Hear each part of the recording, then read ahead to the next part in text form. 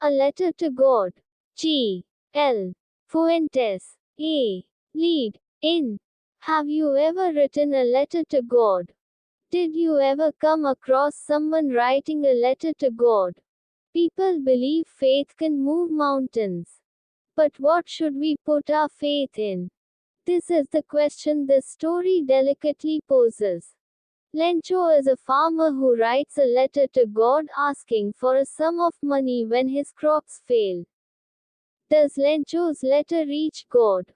Does God send him the money? Think and try to answer these questions.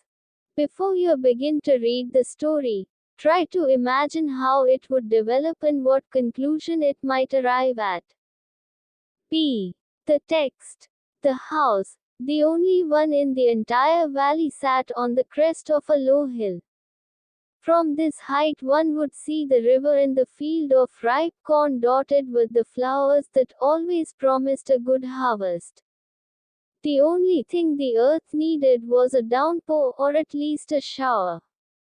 Throughout the morning Lencho, who knew his fields intimately, had done nothing else but see the sky towards the northeast. Now we're really going to get some water, woman. The woman who was preparing supper replied, Yes, God willing.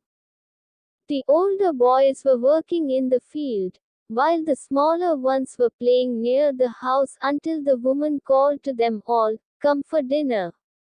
It was during the meal that, just as Lencho had predicted, big drops of rain began to fall. In the northeast, huge mountains of clouds could be seen approaching. The air was fresh and sweet. The man went out for no other reason than to have the pleasure of feeling the rain on his body, and when he returned he exclaimed, These aren't raindrops falling from the sky, they are new coins. The big drops are 10-cent pieces and the little ones are fives. With a satisfied expression he regarded the field of ripe corn with its flowers, draped in a curtain of rain. But suddenly a strong wind began to blow, and along with the rain very large hailstones began to fall. These truly did resemble new silver coins. The boys, exposing themselves to the rain, ran out to collect the frozen pearls. It's really getting bad now, exclaimed the man. I hope it passes quickly. It did not pass quickly. For an hour the hail rained on the house, the garden, the hillside, the cornfield, on the whole valley.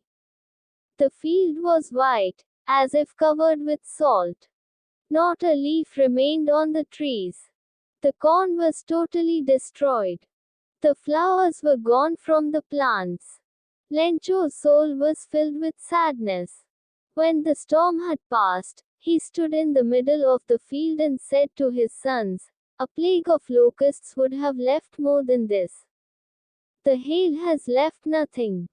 This year we will have no corn. That night was a sorrowful one. All our work, for nothing. There's no one who can help us. We'll all go hungry this year.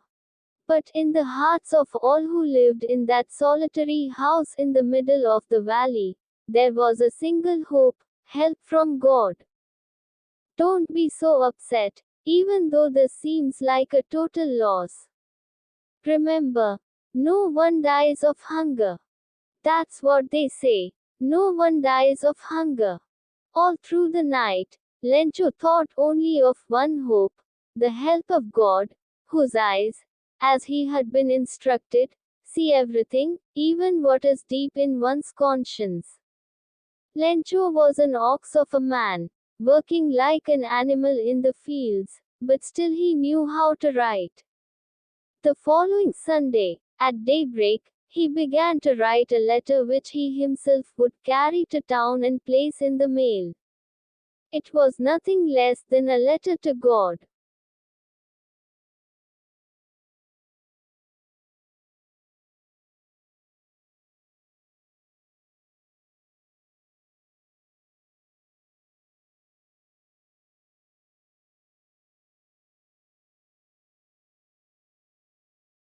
Please subscribe, like, comment, share and don't forget to click on the bell icon.